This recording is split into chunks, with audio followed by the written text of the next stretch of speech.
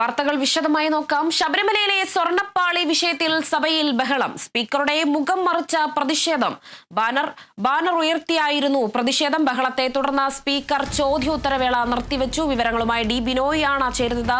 ബിനോയ്, ഇപ്പോൾ ശബരിമലയിലെ സ്വർണ്ണപ്പാളി വിഷയമാണ് ഇപ്പോൾ പ്രതിപക്ഷം സഭയിൽ ഉന്നയിച്ചത്. സ്പീക്കറുടെ മുഖം മറയ്ക്കുന്ന രീതിയിൽ ബാനർ ഉയർത്തിക്കെട്ടിയായിരുന്നു ഒരു സഭയുടെ നടുത്തളത്തിലിറങ്ങിയ ഒരു പ്രതിഷേധ പ്രകടനം ഇപ്പോൾ പ്രതിപക്ഷം നടത്തിയിരിക്കുന്നത്. അതോടെ തന്നെ ചോദ്യോത്തരവേള ഇപ്പോൾ നിർത്തിവച്ചിരിക്കുകയാണ്. ആകെ ബഹളമാണ് ഇപ്പോൾ സഭയിൽ. മറ്റു വിവരങ്ങൾ എങ്ങനെയൊക്കെയാണ് ബിനോയ്? കഴിഞ്ഞ ഒരാഴ്ചയായി സഭയ്ക്ക് പുറത്ത് വലിയ തരത്തിലുള്ള ചർച്ചയായിരുന്നു ശബരിമല സ്വർണ്ണപ്പാളി വിവാദം. തൊട്ടു പിന്നാലെ ഇന്ന് ഇതേ വിഷയം തന്നെ നിയമസഭയിൽ ഉന്നയിക്കാൻ ചോദ്യോത്തരവേളയുടെ തുടക്കം മുതൽ തന്നെ പ്രതിപക്ഷം ശ്രമിക്കുകയും ചെയ്തു. പ്രതിപക്ഷ നേതാവ് ആദ്യം എഴുന്നേറ്റ് തുടങ്ങിയത് തന്നെ ദേവസ്വം മന്ത്രിയുടെ രാജി ആവശ്യപ്പെട്ടുകൊണ്ട് സംസാരിക്കാൻ തുടങ്ങി. ഉടൻ തന്നെ മൈക്ക് മ്യൂട്ട് ചെയ്തു.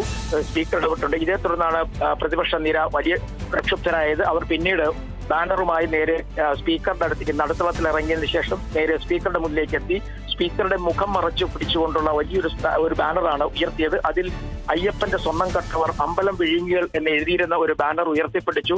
പ്രതിപക്ഷം ബഹളം ശക്തമാക്കിയതോടുകൂടി തന്നെ ചോദ്യോത്തര വേളയിൽ മറുപടി നൽകിക്കൊണ്ടിരുന്ന ധനമന്ത്രി കെ.എൻ. ബാലഗോപാൽ മറുപടി തുടർന്നുകൊണ്ടിരുന്നു. ഇതിനിടയിൽ മന്ത്രി ശിവൻകുട്ടി ധനമന്ത്രിയുടെ അടുത്ത് കൊണ്ട് സ്പീക്കറുടെ മുഖം കാണണം എന്ന് ധനമന്ത്രിയോട് ആവശ്യപ്പെടാൻ പറയുന്നു.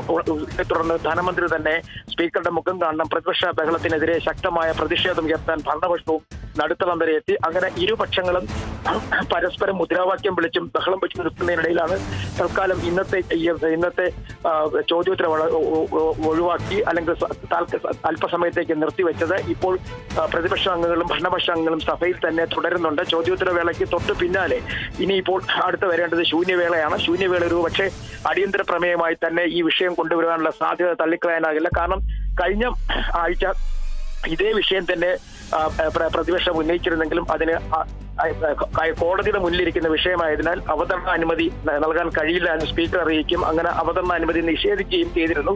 തൊട്ടു പിന്നാലെയാണ് ഇപ്പോൾ ഇന്ന് ചോദ്യോത്തര വേളയിൽ തന്നെ ഈ വിഷയം ഉന്നയിച്ചുകൊണ്ട് വലിയ തരത്തിൽ പ്രതിപക്ഷ ബഹളം സഭയിൽ ഉണ്ടായത്. മാത്രവുമല്ല, മുതിർന്ന നേതാക്കളായ തിരുവഞ്ചൂർ രാധാകൃഷ്ണൻ ഉൾപ്പെടെയുള്ളവർ 4 ചോദ്യങ്ങളാണ് ശബരിമല സ്വർണ്ണ വിവാദവുമായി ബന്ധപ്പെട്ട് ഇന്ന് ഉത്തരത്തിന് വേണ്ടി നൽകിയിരുന്നത്. അത് പരിഗണിക്കുന്നത് താഴേക്ക് മാറ്റിയതാണ് പ്രതിപക്ഷത്തെ കൂടുതൽ ക്ഷുഭിതരാക്കിയത്. സാധാരണഗതിയിൽ നക്ഷത്ര ചിഹ്നങ്ങൾ ഇട്ടാൽ, അതായത് നക്ഷത്ര ചിഹ്നങ്ങൾ ഇടുക എന്ന് പറയുമ്പോൾ ഈ സഭയ്ക്ക് മുന്നിൽ അല്ലെങ്കിൽ നിയമസഭയിൽ തന്നെ മറുപടി പറയേണ്ട ചോദ്യങ്ങളാണ് നക്ഷത്ര ചിഹ്നങ്ങൾ ഇടേണ്ടത്. അല്ലാതെ നക്ഷത്ര ചിഹ്നങ്ങൾ ഇല്ലാത്തതാണെങ്കിൽ മറുപടി മേശപ്പുറത്ത് വെച്ചാൽ മതിയാവും. പക്ഷേ ഇത് മറുപടി സഭയിൽ തന്നെ പറയേണ്ട ചോദ്യങ്ങൾ താഴേക്ക് മാറ്റി, വളരെ താഴേക്ക് മാറ്റി എന്ന് പറയുമ്പോൾ സാധാരണഗതിയിൽ 4 5 പ്രധാനപ്പെട്ട ചോദ്യങ്ങൾ മാത്രമാണ് ചോദിക്കുന്നതിന് ആ പ്രാധാന്യം നൽകാതെ ചോദ്യങ്ങൾ താഴേക്ക് മാറ്റി എന്നുള്ള കാര്യം കൂടി ഉയർത്തിക്കൊണ്ടാണ് പ്രതിപക്ഷം വലിയ തരത്തിൽ ഒരു ബഹളം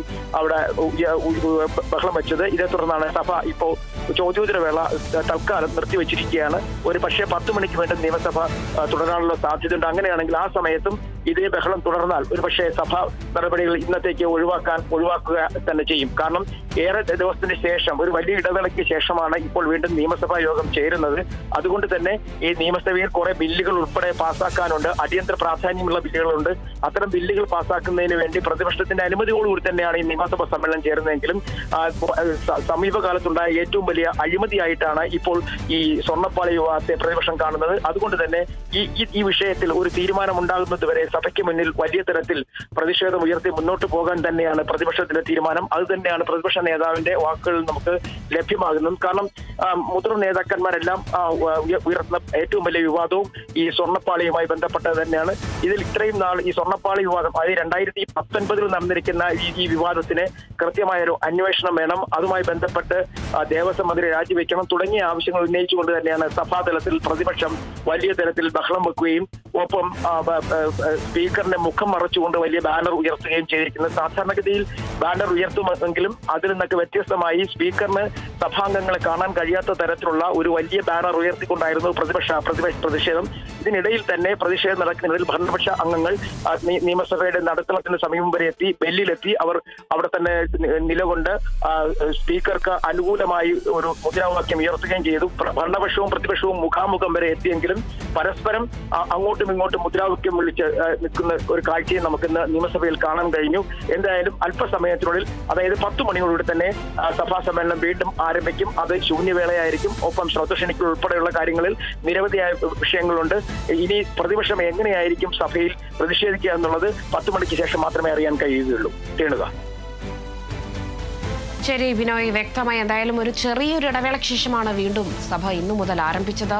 അപ്പോഴേക്കും തന്നെ ഇപ്പോൾ ഒരു വലിയൊരു ബഹളമാണ് സഭയിൽ ഉണ്ടായിരിക്കുന്നത്. പ്രതിപക്ഷത്തിന്റെ ആവശ്യം അല്ലെങ്കിൽ പ്രതിപക്ഷത്തിന്റെ ചോദ്യത്തിന് സഭ ഗൗനിക്കുന്നില്ല എന്നതാണ് ഇപ്പോൾ പ്രതിപക്ഷം ആരോപിക്കുന്നത്. ശബരിമലയിലെ സ്വർണ്ണപ്പാളി വിഷയത്തിൽ സഭയിൽ ബഹളം. സ്പീക്കറുടെ മുഖം മറച്ച് പ്രതിപക്ഷം ബാനർ ഉയർത്തി. ആ ബാനറിൽ എഴുതിയിരിക്കുന്നത് ഇങ്ങനെയാണ്: അയ്യപ്പന്റെ സ്വർണം കട്ടവർ അമ്പല വിഴുങ്ങികൾ എന്നതാണ് ഈ ബാനറിൽ എഴുതിയത്. സ്പീക്കറിന്റെ മുഖം മറയ്ക്കുന്ന രീതിയിൽ ബാനർ ഉയർത്തിയിരിക്കുകയായിരുന്നു. എന്തായാലും ബഹളത്തെ തുടർന്ന് സ്പീക്കർ ചോദ്യോത്തരവേള നിർത്തിവച്ചിരിക്കുന്നു. ഏകദേശം 10 മണിയോടെ തന്നെ സഭ വീണ്ടും തുടങ്ങുമെന്ന് തന്നെയാണ് ഇപ്പോൾ മനസ്സിലാക്കാൻ കഴിയുന്നത്. വിവരങ്ങൾ പങ്കുവച്ചത് ഡി ബിനോയാണ്.